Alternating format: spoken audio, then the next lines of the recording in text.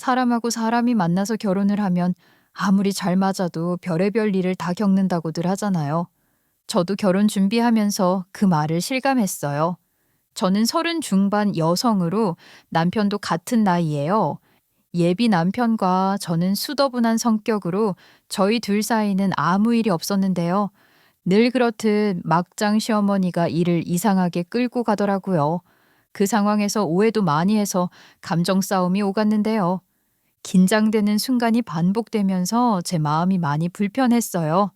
결혼이 기쁜 일인데도 불구하고 준비 과정 내내 마음 무겁다 보니 결혼이 축복만이 아니라는 걸 느꼈는데요. 오늘은 그중 몇 가지를 여러분들께 들려드리려고 합니다. 사건의 시작은 저희 아빠가 유명해지기 시작하면서부터예요. 저희 아빠는 떡집을 운영하세요. 원래는 큰 가게가 아니었어요. 그냥 동네에서 방앗간이랑 같이 운영하는 작은 떡집이었어요. 거의 동네 사시는 할머니들이 말린 고추 빻으러 오거나 집에 있는 쌀을 떡을 만들러 오는 게 대부분이었고요. 그리고 저희 부모님이 새벽부터 만들어둔 떡을 사가는 단골들도 조금씩 있고요. 하루 일정이 느긋하게 흘러가는 평범한 동네 떡집이었지요. 동네마다 하나씩 있는 방앗간이랑 붙어 있는 그런 떡집인데요. 아빠 엄마는 늘 하던 대로 조용하게 운영해 왔는데요. 그런데 어느 순간부터 가게에 사람이 끊이지 않기 시작했어요. 그래서 아주 많이 커졌는데요. 그 흐름을 바꿔놓은 사람이 제 남편이었습니다. 그 이야기는 저희가 결혼을 약속하고 서로 집안에 인사를 드리러 다니던 때부터 시작돼요. 예비 남편이 저희 집에 먼저 인사를 왔는데요. 저희 부모님은 이미 예비 남편을 꽤 좋게 보고 계셨어요. 제가 평소에 예비 남편 얘기를 자주 했거든요. 성실하고 책임감 있고 사업도 잘 되고 꾸준히 키워가고 있다고요. 그러다 보니 부모님은 자연스럽게 좋은 인상을 갖게 되셨던 것 같아요. 예비 남편을 보기도 전부터 이미 100점 만점에 100점인 상태였는데요. 그래서 인사하러 온 날도 첫말이 칭찬으로 시작됐어요.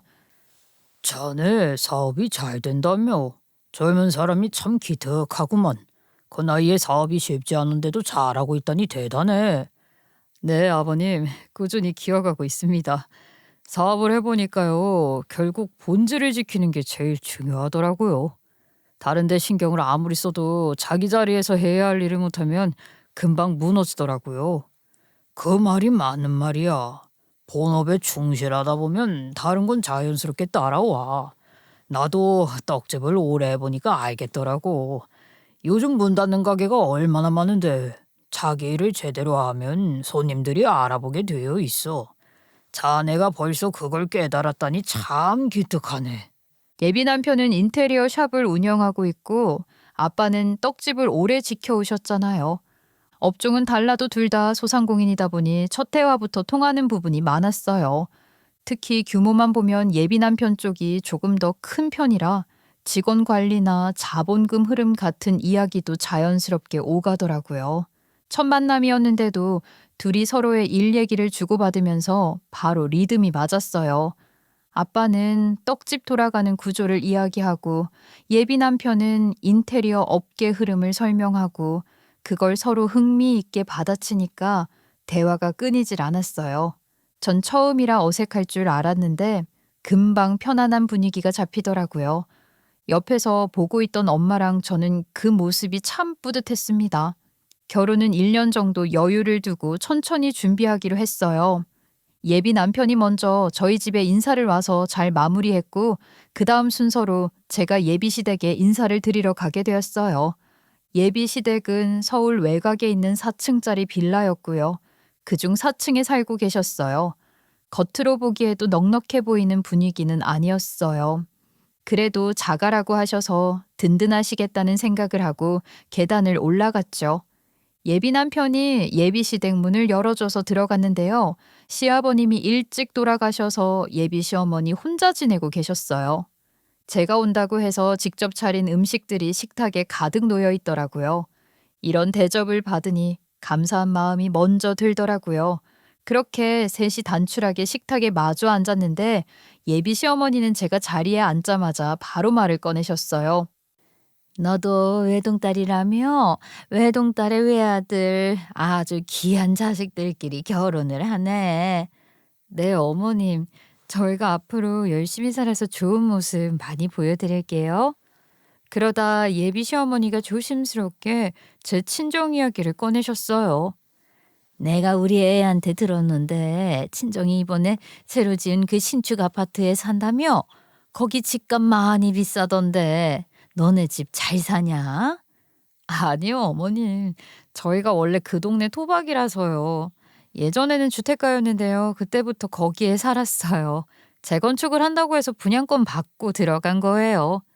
아, 그런 거구나. 나는 또 제값 다 주고 그 아파트 산 줄 알았네. 그 말을 듣는데 의도가 뭔지 잘 모르겠더라고요. 그리고 계속 너너거리고 냐냐거리는데 기분이 별로 좋지 않았습니다. 어쨌든 저희 집은 그 아파트를 제값 다 주고 사진 않은 건 사실이고요. 설사 제값 다 줬다 해도 굳이 저희 부모님이 돈이 많아서 그 집을 샀다는 말은 꺼낼 필요는 없잖아요. 그런데 이상하게 기분이 안 좋더라고요. 분양권으로 들어갔다고 하니까 마치 제값 주고 산 게 아니니 은근히 내려보는 느낌이 스쳤어요. 제 기분 탓인가 싶어서 일단 넘어갔고요.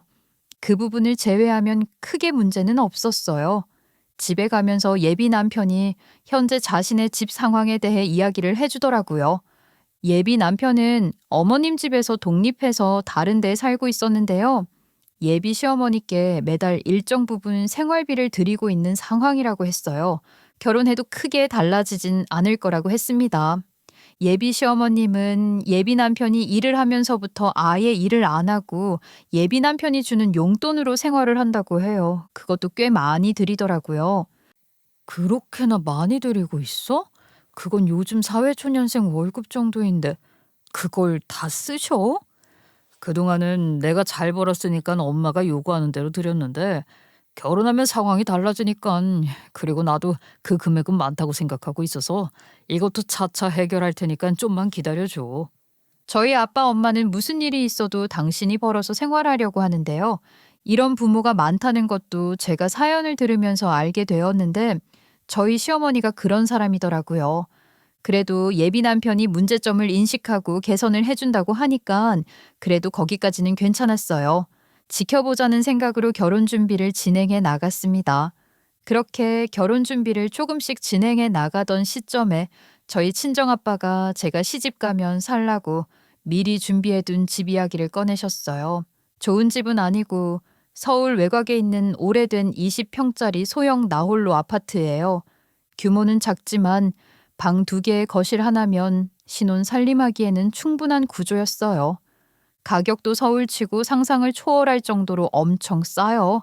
그 집을 원래는 계속 월세로 주고 있었는데 저희가 결혼하게 되면서 세입자를 빼고 저희가 들어가기로 했습니다. 인테리어는 남편이 맡았고요. 바로 공사에 들어갔어요. 저희 둘은 신혼집 꾸밀 생각에 한창 들떠 있었는데요. 그 시점부터 예상치 못한 일이 벌어졌습니다. 나쁜 일은 아니고요. 부모님이 운영하는 방앗간 떡집이 원래는 하루에 팔 만큼만 만드는 소소한 규모였거든요. 그런데 어느 날 갑자기 멀리서까지 손님들이 찾아오고 가게 앞이 북새통이 된 겁니다. 아빠, 엄마, 이게 다 무슨 일이야?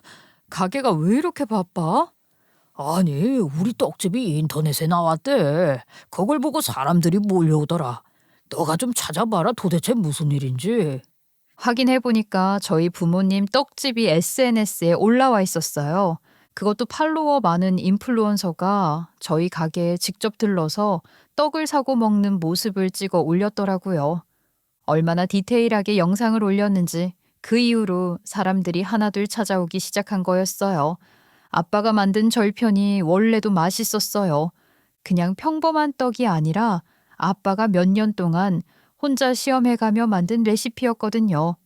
떡이 당이 높고 살찐다는 이미지 때문에 젊은 사람들뿐만 아니라 노년층 분들도 잘 안 산다는 걸 아빠가 늘 아쉬워하셨는데요.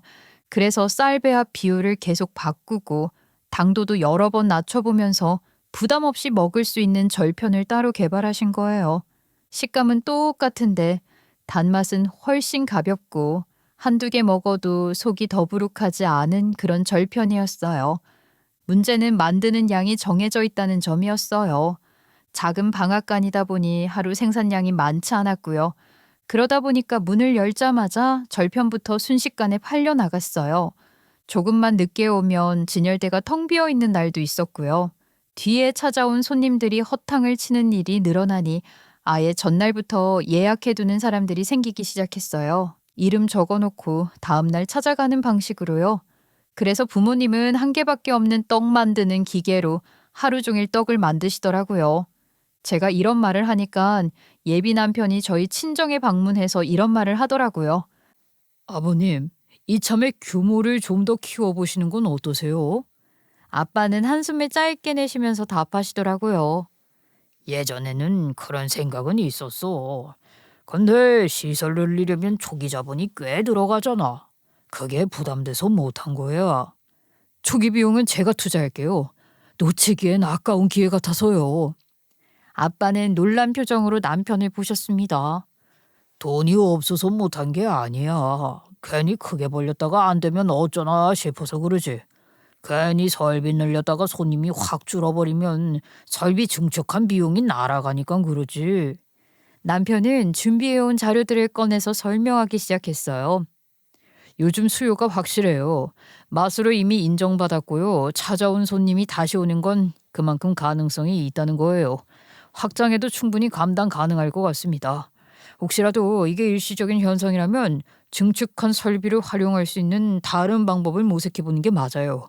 지금은 나아가야 할 때입니다. 남편은 매장 확장 사례, 장비 비용, 예상 수익 구조까지 정리한 자료들을 하나씩 아빠께 보여드렸고 아빠는 말없이 고개만 끄덕이면서 진지하게 듣고 계셨어요. 바로 결정을 하시진 않았고요. 생각해 본다고 하셨어요. 그런데 그 시기부터 상황이 더 빠르게 변했어요.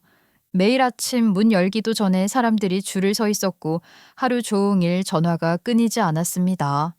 며칠을 지켜보시던 아빠가 결국 마음을 정하시더라고요. 손님 수요가 확실하다는 걸 직접 확인하고 오랜 고민 끝에 예비 남편 말대로 방앗간을 확장하기로 결정하셨어요. 그렇게 아빠가 확장을 결정하시고 나서 예비 남편이 바로 실행에 들어갔어요. 며칠 뒤에 예비 남편과 아빠는 만나서 구체적인 이야기를 주고받았다는데요.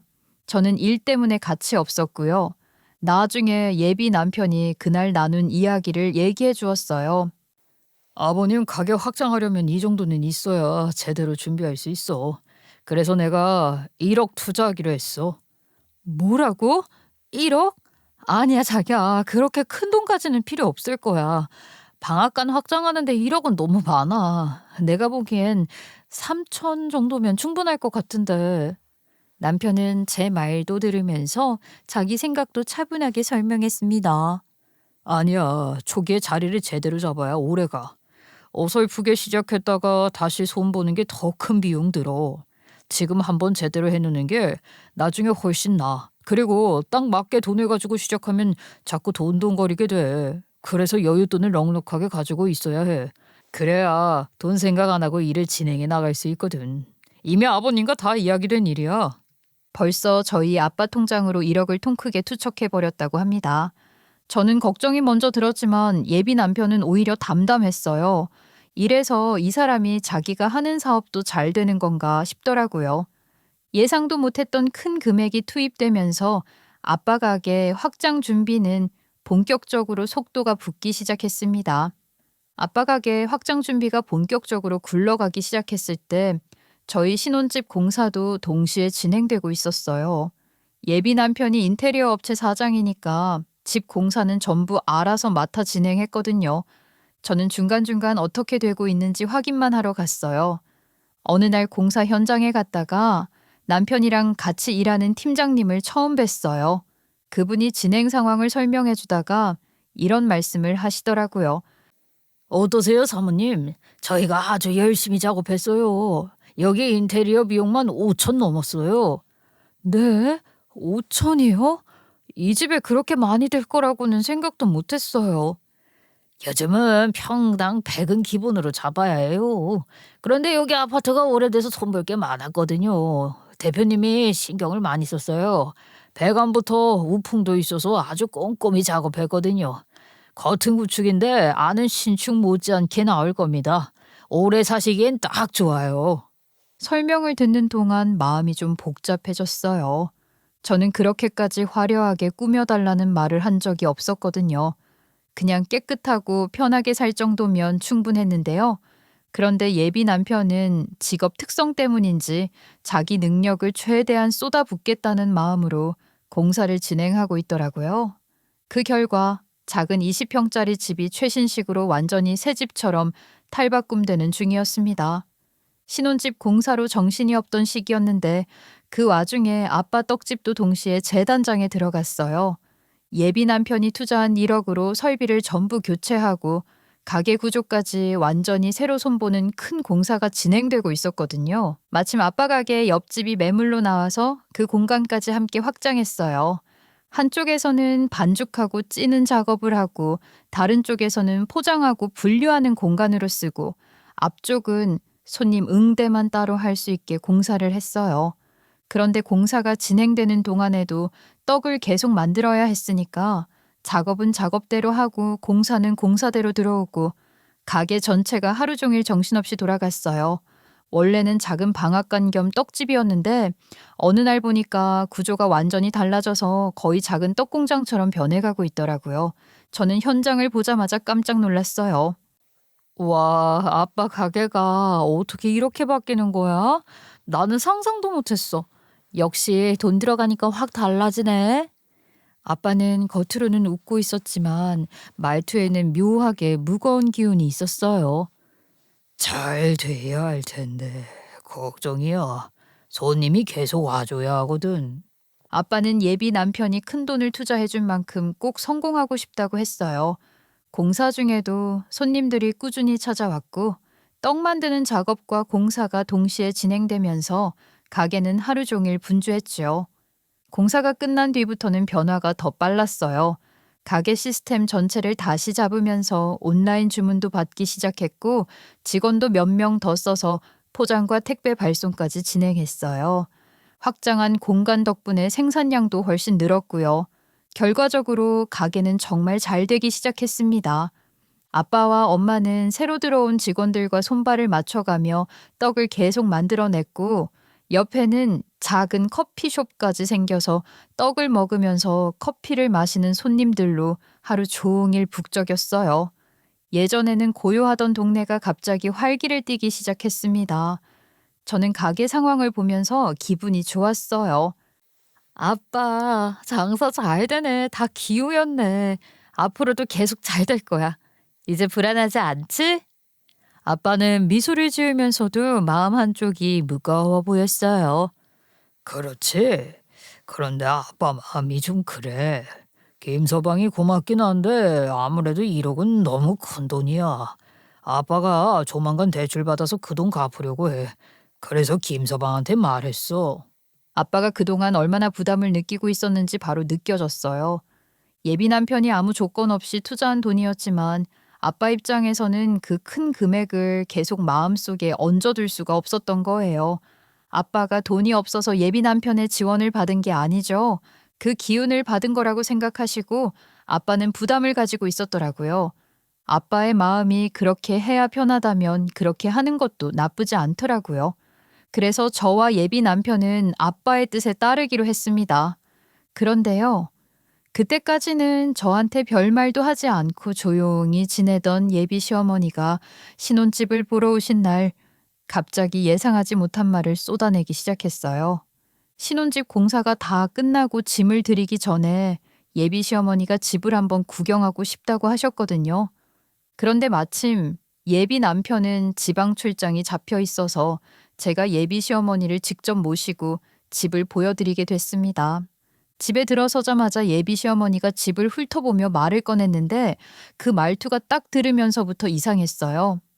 집 잘 고쳤네. 역시 우리 아들이야. 세상에 그 더러운 아파트가 이렇게 새 거가 되었네. 잘 고쳤다. 예, 그리고 너네 아버지 떡집도 공사했다며? 우리 아들이 처가까지 먹여 살리느라 고생이 많네. 말에 뼈가 있더라고요. 예비 시어머님이 아무래도 예비 남편이 저희 아빠에게 준 돈을 잘못 이해하고 있는 것 같아서 제가 정정해 드렸어요. 네? 어머님, 남편이 그냥 준 것 아니고요. 투자한다고 하면서 돈을 줬던 거예요.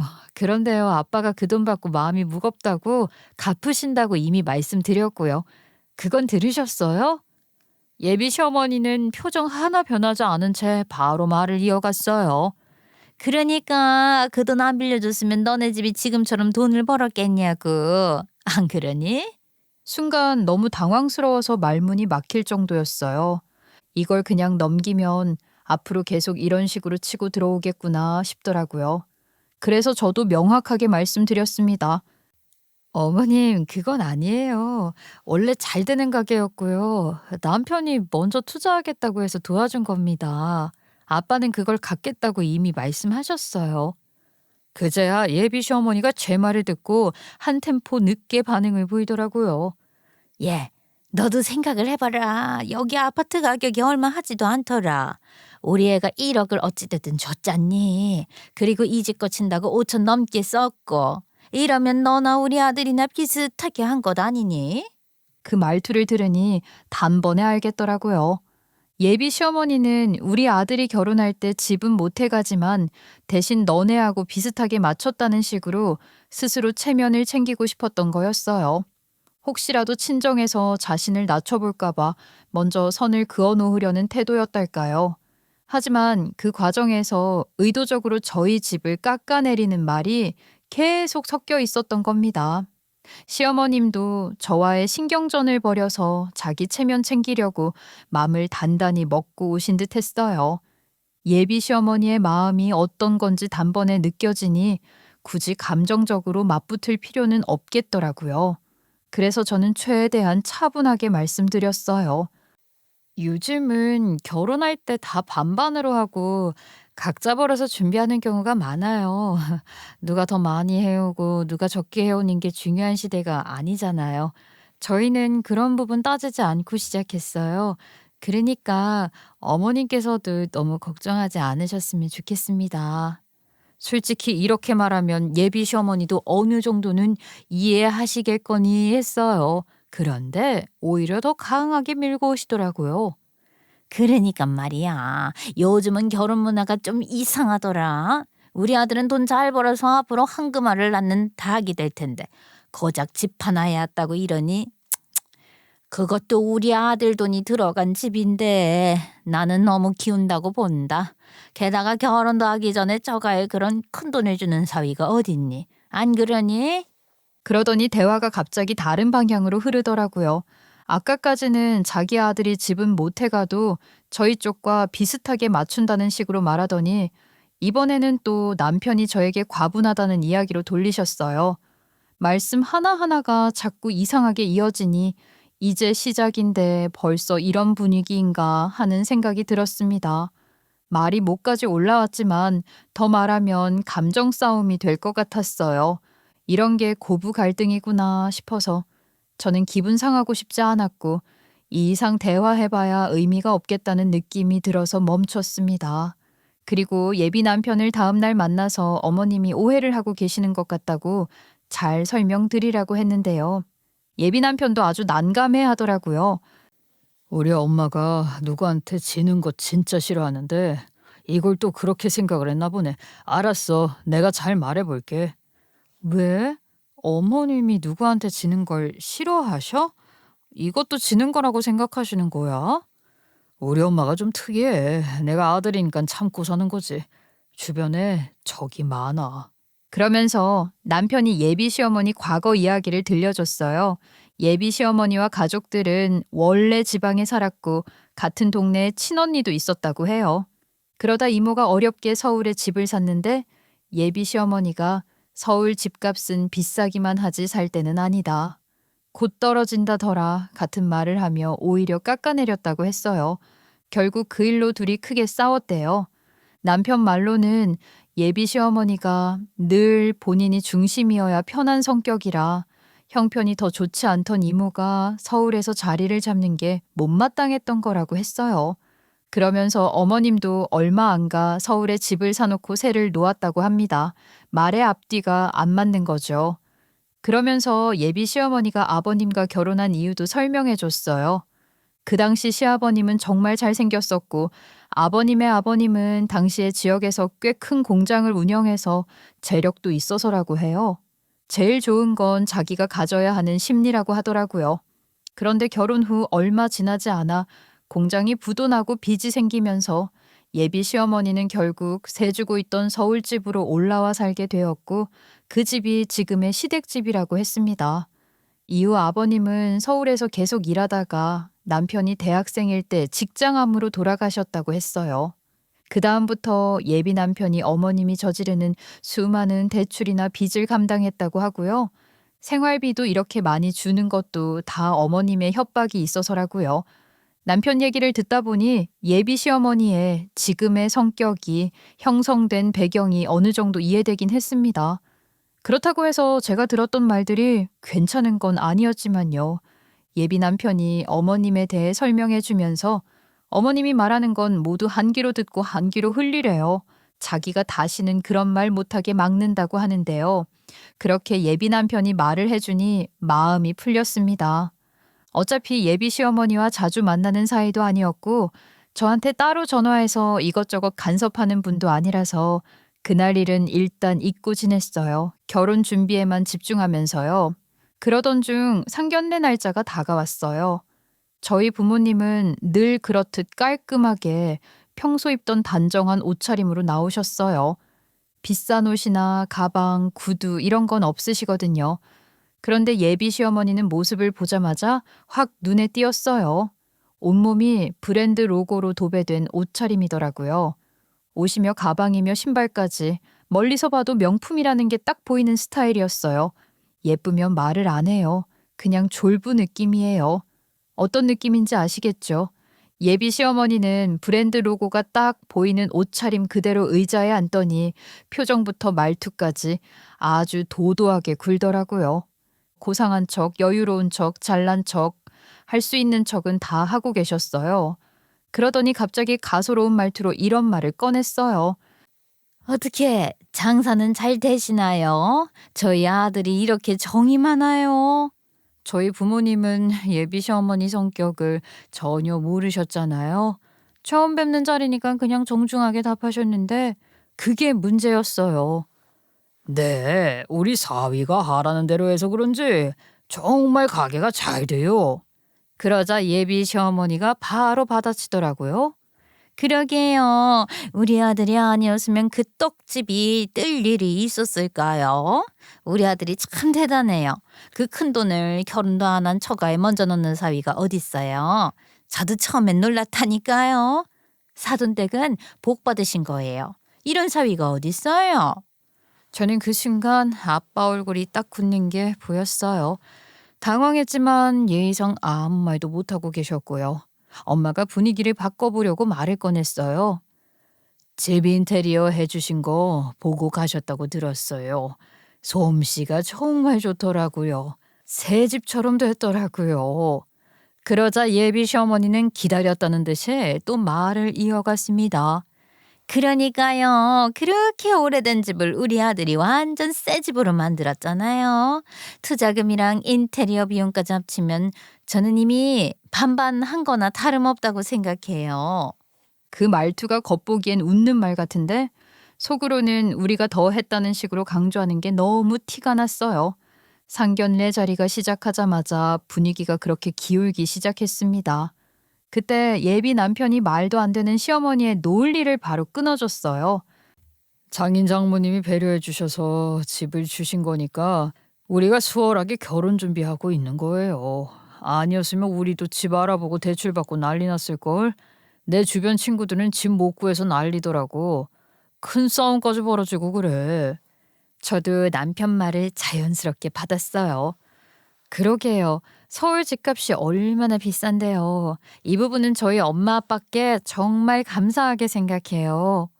그런데 이 말을 듣는 순간 예비 시어머니 얼굴이 확 굳어지더라고요. 눈가부터 인매까지 싹 일그러지면서 말투도 바로 바뀌었어요. 집이야 고맙긴 하죠. 그런데 요즘은 집보다 누구랑 결혼하느냐가 더 중요하더라고요. 사돈, 솔직히 생각해 보세요. 우리 아들 아니었으면 떡집이 이렇게 크게 됐겠어요? 그 집값이야 뭐 서울 외곽 작은 아파트잖아요. 얼마 하지도 않던데요. 몇 년째 값도 안 오르고 그대로더만요. 사돈댁은 우리 아들 같은 사위를 얻은 게 더 큰 복이에요. 우리 애가 얼마나 성실하고 얼마나 잘 보는데요. 안 그래요? 그 순간 저도 모르게 표정이 굳어졌어요. 또 시작이구나 하는 생각이 딱 들었고요. 분위기 전체가 확 기울어버린 걸 저만 느낀 게 아니라서 상견례 테이블이 순간 정적에 잠겼습니다.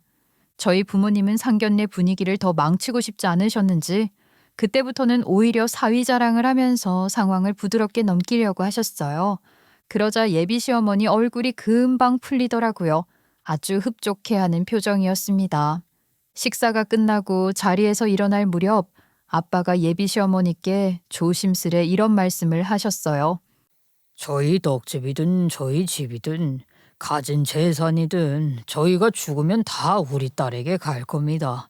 그러니까 아이들 앞에서는 돈 얘기는 그만하셨으면 좋겠어요. 결혼은 둘이 하는 거지 재산 가지고 줄 세우는 건 아니잖아요. 그러자 예비 시어머니 표정이 순간 딱 굳었어요. 그럼 그 재산 지금부터 많이 벌어서 많이 남겨두시길 바랄게요. 말끝을 이상하게 끌면서 비웃는 듯한 톤으로 말하더니 인사도 대충 하고 휑 가버리더라고요. 또 자존심이 상하신 것 같았습니다. 상견례가 끝나고 집에 돌아오자마자 부모님이 한숨부터 쉬셨어요. 뭐 저런 사람이 다 있냐부터 시작해서 저렇게 자격지심으로 뭉쳐있는 사람이면 시집가서 더 고생하겠다고 결혼 어프라는 말까지 나왔어요. 저는 성격상 누가 건드리면 가만히 있지 못하는 편이라 걱정하지 말라고 부모님을 진정시켰습니다. 다음날 예비 남편이 저희 집에 와서 예비 시어머니가 상견례에서 했던 말에 대해 대신 사과를 했어요. 그래서 저희 부모님도 마음을 좀 누그러뜨리셨고 분위기는 바로 풀렸습니다. 그런데 며칠 뒤 예비 시어머니가 저에게 갑자기 연락이 왔어요. 따로 보자고 하길래 무슨 일인가 하고 나갔죠. 그런데 만나자마자 다짜고짜 말하시더라고요. 내가 아무리 생각해도 열받아서 안 되겠다. 내가 우리 아들을 너무 거저주는 것 같아. 나는 좀 받아야겠다. 예단 말씀하시는 거세요? 솔직하게 말씀하시면 저도 최대한 맞추겠습니다. 예단도 그렇고 내가 아무리 생각해도 우리 아들이 너무 아까워. 그러니까 예단도 해오고 현금도 좀 해와라. 한 3억 정도면 괜찮겠다. 네? 3억이요? 어머님, 3억은 갑자기 웬 3억이에요? 누가 예단을 3억이나 해요? 왜? 그렇게 돈 많은 집이라고 자랑할 때는 언제고 3억을 못 해와? 그럼 내가 곧 이사 가거든. 그걸 다달이 너네가 갚던지. 아니, 너희 말고 네 친정에서. 저는 진짜 너무 어이가 없어서 헛웃음이 나더라고요. 무슨 말씀이세요? 이건 말이 안 되는 얘기죠. 그이는 알고 있어요? 우리 아들한테는 절대 말하지 마. 아들한테도 말 못할 얘기를 왜 저한테 하세요? 어차피 너희 친정돈 다 우리 아들 거잖니. 우리 아들이 그렇게 만들어준 건데 이 정도는 내가 받을 수 있는 것 아니니? 그 말 듣는 순간 더 이상 대화할 가치가 없다고 느껴졌어요. 그래서 그건 안 되겠습니다. 라고만 말하고 자리에서 일어났죠. 그런데 제가 나가려는 순간 예비 시어머니가 제 팔을 확 잡았어요. 그럼 이 결혼 엎을 거다. 그렇게 알아도. 아, 그러세요? 네, 알겠습니다. 그렇게 알고 진행하겠습니다. 그러곤 나가니 뒤에서 제 이름을 애타게 부르더라고요. 절 잘못 건드린 거죠. 저는 바로 저희 집으로 가서 엄마 아빠께 이 사실을 다 이야기했고요. 부모님은 깜짝 놀라셨고요. 저는 그날 바로 예비 남편을 만나서 상황을 전부 이야기했습니다. 예비 남편도 처음 듣는 얘기라 얼굴색이 확 바뀌더라고요. 그리고 어머니가 집을 계약한 사실도 몰랐다고 했어요. 그 자리에서 예비 남편이 바로 예비 시어머니께 전화를 걸어 확인을 했는데 아파트 계약한 게 맞더라고요. 그런데요, 예비 시어머니가 전화기 너머로 이렇게 말하시더라고요. 예, 여기 집 팔고 3억만 보태면 그 집 사지. 내가 그동안 모은 돈으로 계약금 넣었어. 그 정도면 얼마 안 하는 거야. 서울에서 34평에 그 가격에 살 수 있다 생각해? 절대 못 사. 엄마, 무슨 돈이 있어서 아파트를 계약한 거야? 갑자기 집은 왜 산 거야? 그 순간 예비 시어머니가 폭발하듯 소리를 질렀어요. 수학이 너머인데도 목소리가 제 귀에까지 생생하게 들릴 정도였어요. 예, 너는 처가도 아닌 집에 1억이나 들였으면서 엄마한테 그깟 3억을 못 해줘? 너가 안 해주면 처가에서라도 나한테 해줘야지. 널 그 집으로 장가 보내는데 내가 그 정도도 못 받아? 그 말을 듣는 순간 예비 남편 눈빛이 싹 변했어요. 정말 단단하게 화가 난 표정이었어요. 엄마, 이래서 시자라고 하는 거야. 내가 무슨 판검사 되는 줄 알아? 내가 의사야? 요즘 그런 사람들도 이렇게까지 안 해. 그리고 내가 돈 나오는 자판기가 아니야. 나도 힘들게 벌어. 클라이언트한테 욕먹어가면서 버는 돈이라고. 그런 돈을 엄마가 왜 쉽게 봐? 내가 그렇게 아깝고 내가 벌어놓은 돈이 그렇게 당연한 거면 애초에 장가를 보내지 말아야지. 그러자 예비 시어머니가 뭐라는 줄 아세요? 그래, 너 말 잘했다. 내가 널 어떻게 키웠는데 그 돈 다 갚을 때까지 결혼하지 마. 나부터 봉양해. 알겠어? 그제서야 예비 시어머니의 진짜 속내가 그대로 드러났어요. 아들 결혼시키면서 한몫 듣고 싶은데 아들도 어머님을 등한시할까봐 그래서 이런 말도 안 되는 짓을 벌인 것 같아요. 이 결혼을 해야 할지 그만둬야 할지 며칠 동안 정말 많이 흔들렸어요. 좋아하는 마음 하나만 가지고 결혼을 할 수 있을까? 앞으로 이어질 시댁 문제를 내가 감당할 수 있을까? 그 생각을 하루에도 몇 번씩 반복했어요. 예비 남편은 저에게 잘했고 사람 자체는 성실하고 착한데 결혼은 결국 두 사람만의 문제가 아니라는 것도 너무 잘 알게 되었어요. 예비 시어머니가 보여준 말과 행동들을 떠올릴 때마다 앞으로의 삶에 큰 짐이 될 것 같은 느낌은 사라지지 않았습니다. 그래서 결국 마음이 딱 정해졌어요. 예비 시어머니 때문에 이 결혼을 하면 안 되겠다는 결론이었어요. 그 결심을 그 일이 있고 다음날 아침 아빠께 조심스럽게 말씀드렸습니다. 아빠, 나 아무래도 이 결혼 못할 것 같아. 시어머니랑 매일 싸우면서 살 자신이 없어. 남편도 자기 엄마 감당을 못하는데 이런 상황이면 결혼 생활이 불보듯 뻔한데 나 자신 없어. 아빠는 제 얘기를 묵묵히 듣더니 아주 단호하게 말씀하시더라고요. 그래, 잘 생각했다. 나는 네가 그런 결혼한다고 할까봐 더 걱정이 됐어. 그럼 얼른 개임서방 돈부터 갚아야겠다. 아빠가 오늘 바로 은행 가볼게. 아빠는 바로 은행에 가서 대출 상담도 받으려고 했다는데요. 그런데 그날 아침 제가 출근하고 난 뒤 예비 남편이 저희 부모님을 직접 찾아왔다고 합니다. 그날 퇴근 후 예비 남편을 다시 만났어요. 상견례 이후 벌어진 일과 예비 시어머니와의 통화까지 서로 마음이 너무 복잡한 상태였죠. 근데 예비 남편이 앉자마자 예상 못한 말을 꺼내더라고요. 나 어제 엄마랑 얘기했는데 우리 엄마는 절대 안 바뀌어. 앞으로도. 말투가 아주 단호했어요. 저도 21번 고르고 제 마음을 얘기했어요. 그래서 어떻게 하겠다는 거야? 나보고 참으라고? 아니, 나 사실 어느 정도 마음 먹었어. 나는 참고 살 자신 없어.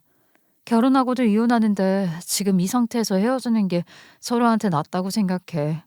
우리 지금 헤어지자. 아니, 너랑 나랑 왜 헤어져? 그런 건 없어. 난 엄마랑 인연을 끊을 거라고 말하려고 한 거야. 그 말의 순간 멈칫했지만 제 생각은 변함없었어요. 저는 주변에서 이런 상황을 여럿 봤거든요. 다들 처음엔 끊겠다고 하지만 결국 다시 연락하고 다시 챙기고 그러다 보면 다시 갈등과 상처가 반복되더라고요. 저는 그런 되돌이표 같은 삶을 살고 싶지 않았어요. 그래서 단호하게 말하려던 차였는데 예비 남편의 결심은 제가 예상한 방향이 아니더라고요. 엄마와 법적으로 남는 건 어쩔 수 없어. 그건 바꿀 수 없으니까. 근데 앞으로는 경제적으로도 정서적으로도 나는 엄마랑 아무 관계 없이 살 거야. 그걸 끊어낼 수 있는 방법이 있더라. 내 인생에도 엄마 인생에도 서로의 관계를 아예 없애려고. 예비 남편이 그렇게 말하는데 그냥 흘려듣기 어려울 만큼 목소리가 단단하더라고요. 저도 숨을 한번 고르고 조심스럽게 물었어요. 그렇게까지 할 자신 있어? 엄마랑 완전히 거리 두는 거 그게 쉬운 일이 아닌데. 예비 남편이 울분을 참고 이야기를 하느랴 목소리가 떨리고 있었지만 표정은 오히려 더 굳어져 있었어요. 나도 알아. 엄마 성격도 알고. 근데 계속 이렇게 끌려다니면서 자기까지 힘들게 하고 싶지 않아. 나 솔직히 엄마한테 평생 휘둘리면서 살았어. 대학 갈 때도 처음 사업 시작할 때도 뭐만 하면 비교하고 비난하고 그런 시간이 너무 길었거든. 우리 엄마는 그 버릇 못 고쳐. 저는 뭐라고 대꾸를 해줄 수가 없겠더라고요. 그래서 잠자코 듣고만 있었는데요. 예비 남편도 넋두리 하듯 이야기를 계속 이어갔습니다. 이번 일 겪고 완전히 알겠더라. 여기서 내가 끊지 않으면 내 인생은 엄마 인생이랑 계속 얽혀서 망가질 거야. 그리고 그 안에 자기까지 들어오면 자기도 같이 힘들 거고 우리가 낳은 애도 마찬가지일 거고 나는 싫어. 진짜 너무 싫어. 그래서 여기서 멈출 거야. 남편이 지금까지 얼마나 버티고 있었는지 뒤늦게 이해되는 순간이기도 했어요. 그런데 그런 결심에도 나중에 풀려서 다시 되돌아가고 그러더라고. 어떠한 조치를 취하지 않는다면 다시 똑같은 일이 발생해. 나는 그걸 원치 않아. 그래서 자기와 헤어지기까지도 생각한 거고. 나도 알아봤는데 법적으로 할 수 있는 조치가 있더라. 그거 진행할 거고 앞으로 엄마한테 생활비도 안 드릴 거야. 연락도 완전히 끊을 생각이야. 그리고 복지나 세금 관련해서 서로 얽히는 부분도 다 정리해서 엄마가 나를 힘들게 만드는 통로를 아예 없애려고 해. 그게 가능해? 그건 어떻게 하는 건데? 그거 하면 아예 안 보고 살 수 있는 거야? 가능해. 나도 알아봤어. 일단 부양 의무자 포기 신청을 하면 되더라. 그게 되면 병원비나 복지 관련해서 내가 책임질 일이 아예 없어져. 부양의무자 포기 신청은 국가에서 부모님의 병원비, 요양비, 복지 혜택을 심사할 때 자녀가 책임질 의무가 없다라고 공식적으로 인정받는 절차예요. 쉽게 말해서 부모님이 돈을 요구해도 자녀가 책임질 법적 의무가 없게 만드는 제도입니다. 정부에서 복지 혜택을 줄 때 가족이 먼저 도와줄 수 있는지를 따지는데요. 예를 들어 부모님이 기초생활수급 대상이 되면 자녀의 소득을 판단하잖아요. 그런데 부양의무자 포기 신청을 하면 부모님이 국가복지를 받을 때 자녀 소득을 따지지 않게 되는 거죠. 예비 남편은 그걸 신청한다고 합니다. 그리고 엄마가 나한테 금전 요구하는 걸 막는 금전 요구 금지 가처분이 있어. 필요하면 접근 금지도 걸 수 있고. 법적으로 선을 딱 그어버리면 엄마가 나한테 얹혀서 살 통로 자체가 없어져. 그리고 이미 세대도 분리되어서 주민등록도 따로 뒀는데요. 이렇게 되면 세금이나 복지에서도 서로 영향 없게 만들 수 있어서 법적으로는 부모 자식이라 해도 생활상 별개의 세대면 간섭할 권한이 없어져 남남이 되는 겁니다. 그렇게까지 하려고? 정말 괜찮겠어? 그래도 천륜인데. 나도 이렇게까지 하고 싶지는 않았어. 근데 엄마는 내 삶에 항상 걸림돌이었어. 나도 많이 힘들었어. 정말 죽을 만큼 힘들었던 적도 있었고. 그런데 말이야, 엄마 없이도 살 수 있겠더라. 근데 자기 없이 사는 건 상상이 안 돼. 이 정도는 해야 엄마와의 연결고리를 끊을 수 있을 것 같아.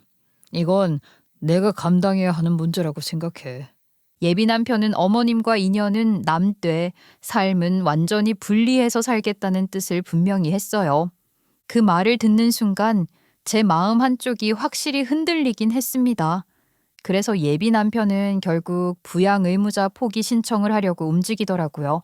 다음 날 어머님이 예전에 저지른 대출과 그 빚을 남편이 대신 갚아준 일들, 매달 고액의 생활비를 요구해온 과정들, 그리고 이번에 아들의 처가에까지 자신의 아파트 빚을 떠넘기려고 한 행동까지 잘 정리했대요. 그 모든 것이 결정적 이유가 되겠지요. 게다가 예비 남편은 부모님을 상대로 금전 요구 금지 가처분 신청과 필요하면 접근 금지까지 한다고 했어요. 그리고 나중을 대비해 상속 포기까지 진행하겠다고 하고요. 이렇게 여러 조치를 묶어두면 가족관계는 서류상으로만 남을 뿐 실질적으로는 완전히 단절된 관계처럼 정리된다더라고요. 예비 남편은 이 내용을 변호사와 함께 모두 정리한 상태였고 본격적으로 신청서를 제출하기 전에 어머님께 내용 증명을 먼저 보내기로 했다고 합니다. 앞으로 이런 요구를 더 이상 받지 않겠다는 의사를 공식적으로 알리는 과정이라 하더라고요. 이렇게 하면 저는 솔직히 예비 남편과 결혼을 해도 괜찮다고 생각을 했어요. 저는 예비 시어머니 때문에 짜증이 난 거지. 예비 남편 때문에 이 결혼 생각을 접은 게 아니잖아요. 그래서 그렇게만 한다면 저도 마음을 달리 생각해 보겠다고 했죠. 예비 남편은 그날 바로 내용 증명 작성해서 보냈고요. 다음날 어머님이 예비 남편한테 만나자고 했대요. 잘 얘기하려고 부른 줄 알았는데요. 그날 밤 예비 남편이 저희 집에 늦은 시간에 찾아왔어요. 매우 슬픈 표정을 하더라고요. 왜? 무슨 일 있었어? 자기 표정이 너무 안 좋아 보여. 어머님이 자기 속상하게 한 거지?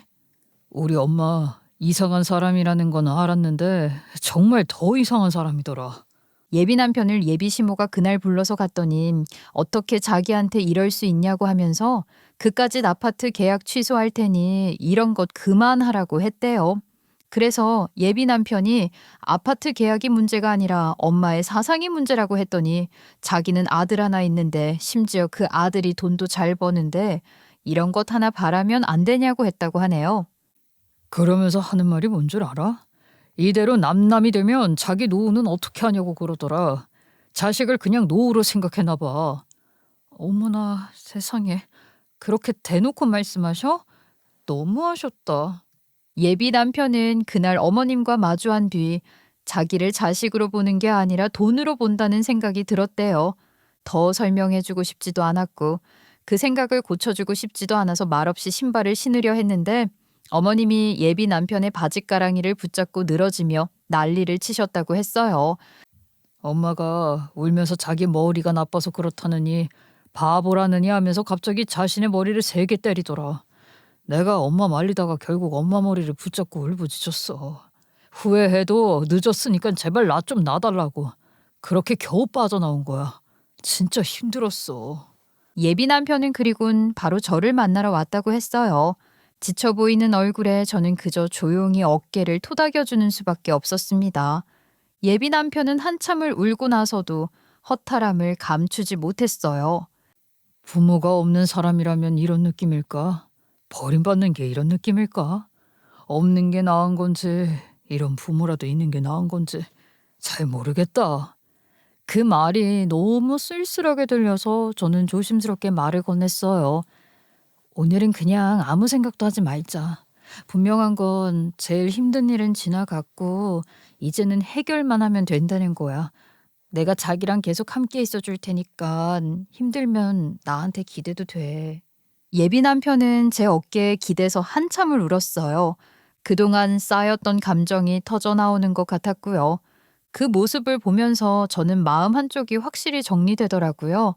예비 남편이 자기 엄마랑 이렇게까지 거리를 두려고 하는 모습을 보니까 이 사람은 정말 우리 둘을 위해 행동하는구나라는 확신이 들었어요. 그래서 저는 더 미룰 이유가 없다고 판단했고요. 그래서 저희는 결혼을 조금 앞당기기로 했습니다. 그리고 예정된 결혼식에 어머님이 오시면 어떡해요? 그것도 걱정이 되어서 날짜를 바꾸는 게 좋을 거라 판단했어요. 예식 날짜를 다시 잡았는데 다행히 빈 날짜가 있어서 위약금은 없었어요. 대신 일정이 빨라진 만큼 저희 둘은 정신없이 바빠졌습니다. 서류 준비하고 예식장 미팅하고 스튜디오 일정도 다시 맞추고 퇴근하고 만나서 체크리스트만 붙잡고 살았던 시기였어요. 그 와중에 예비 시어머니에게서 제 폰으로 전화가 수도 없이 걸려왔어요. 한 번 울리고 끝나는 게 아니라 매일 몇 번씩 계속 걸어와서 수신겁으로 돌려버렸어요. 괜히 감정 소비하고 싶지 않았고 예비 남편도 받지 말라고 했기 때문이에요. 예비 남편한테도 연락이 계속 가긴 했지만 그쪽은 더 심각했어요. 예비 시어머니가 아예 남편 사무실까지 찾아간 겁니다. 접근 금지를 해놨기 때문에 어머님이 남편의 사무실 안까지는 못 들어오니 사무실 문 앞에서 큰 소리로 울고불고 하고 바닥에 주저앉아서 울부짖고 난리를 쳤대요. 결국 주변에서 상황이 커지는 걸 보고 직원이 경찰을 불렀고요. 예비 시어머니는 그제야 슬슬 물러났다고 했습니다. 진짜 우리 엄마 사람 너무 힘들게 해. 다행히 접근 금지 걸어놔서 날 만나지 못해. 근데 이렇게까지 해야 하는 게 너무 서글프다. 당신이 너무 힘들겠다. 내가 뭘 해줄 수 있는 게 없네. 미안하다는 말이 그렇게도 어려우실까? 나는 도무지 모르겠어. 예비 시어머니의 만행은 거기서 멈추지 않았어요. 본인 입장에서는 노후가 한순간에 없어졌다고 생각하니 어떻게든 상황을 뒤집고 싶었던 것 같아요. 그러다 결국 저희 부모님 가게까지 찾아갔더라고요. 그날 저녁 엄마가 한숨을 쉬며 말을 꺼냈어요. 네 시어머니 될 뻔한 사람이 여기 와서 뭐라고 하는지 알아? 자식이 결혼하는데 자기는 한 푼도 못 해준다며 그게 너무 쪽팔렸대. 그래서 자존심이 상해서 그동안 그렇게 굴었다고 하더라. 뭐? 그럼 자존심 때문에 그 난리를 치셨다고? 말도 안 되는 소리를 하시네. 그러니까 친구들한테 듣기 싫은 말도 좀 들었대. 없는 집에서 고생했는데 아들이 참 부모한테 잘한다고. 이런 얘기를 들어서 더 기를 세우고 싶었대. 자기 아들은 자기를 봉양하는 걸 좋아하고 며느리도 자기한테 쩔쩔매는 모습을 보여주고 싶었다나 뭐라나. 하도 어이가 없어서 기가 막히더라. 그건 너무 잘못된 생각이지.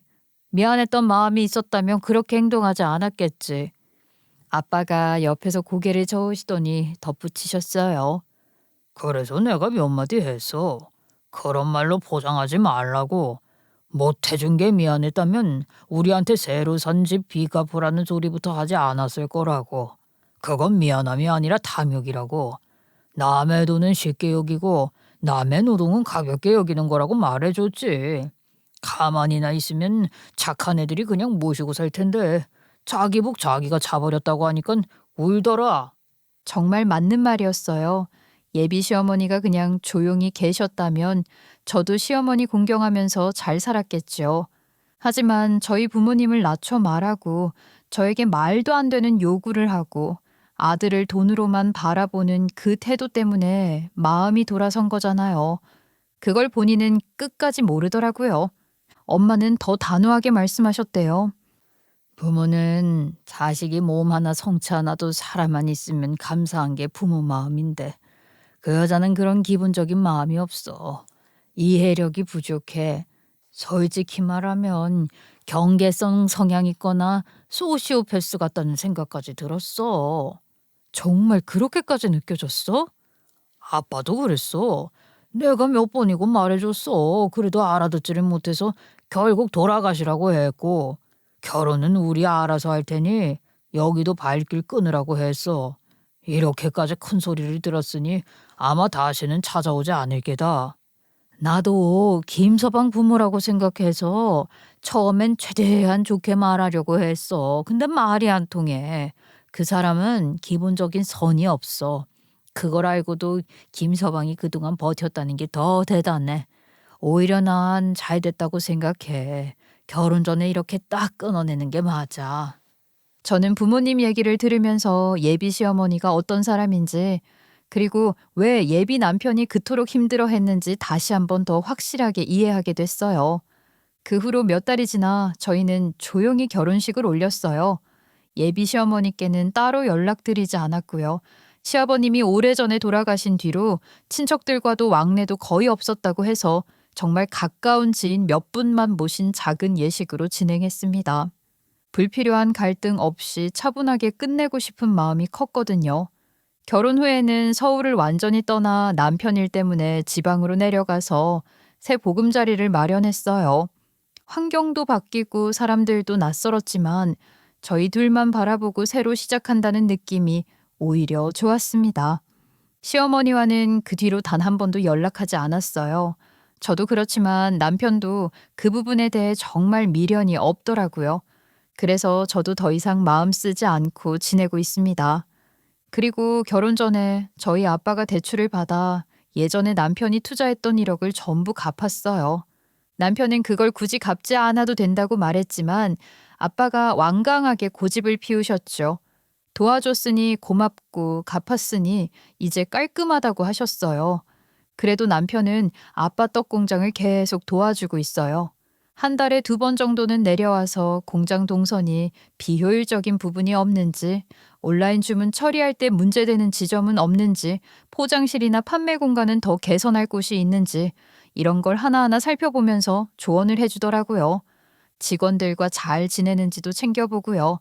그 덕분인지 떡 공장은 결혼 이후에도 더 성장하고 있어요. 좋은 관계란 양쪽이 서로를 지켜주는 마음에서 시작되는 것 같아요. 저희도 참 복잡한 일을 겪었지만 그 과정을 지나면서 서로가 어떤 사람인지 더 분명하게 알게 되었어요. 지금은 저희 둘이 조용한 일상을 함께 만들어가고 있는데요. 서로를 지키겠다고 선택한 그 마음 하나가 지금의 우리를 버티게 하는 힘이라고 생각합니다. 여러분들도 누군가와의 관계에서 서로를 지켜주는 마음을 가장 먼저 떠올리시는 하루가 되시길 바랄게요.